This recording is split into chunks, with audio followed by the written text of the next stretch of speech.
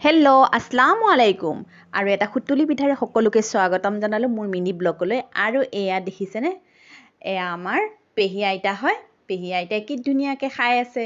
আৰু এয়া নাৰিকল, চেনি আৰু ডালচেনিৰ গুড়ি আৰু এয়া পিঠাগুড়িৰে মই এটা ডো বনাই ল'লোঁ। ডো বনাই লৈ এয়া মোৰ জাজনীয়ে বনাই আছে এতিয়া এয়া পিঠা। নাৰিকলৰ মানে মিশ্ৰণটো ইয়াত দি দিছে ভিতৰত।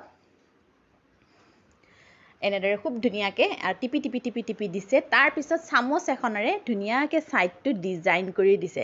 ডিজাইনটো কেনেকুৱা লাগিছে বাৰু, ভাল লগা নাইনে বাৰু? সহজ পদ্ধতিৰে আৰু এটিকৈ এনেকৈ বনাই গ'লোঁ। বনাই লৈ এনেকুৱা সৰু ফুটা থকা এটা বাউলত দলিলোঁ। আৰু ইফালে মই ইণ্ডাকশ্যনত পাতি থৈছিলোঁ, গৰম পানী উতলি আছে, তাৰ ওপৰত মই ষ্টিম কৰিবৰ কাৰণে বাউলটো দি দিলোঁ। 5 মিনিটৰ পিছত এয়া চাওক ৰেডি। আৰু খাবলৈও বহুত সোৱাদ হৈছে। এবাৰ লুটিয়াই দিলোঁ বাৰু।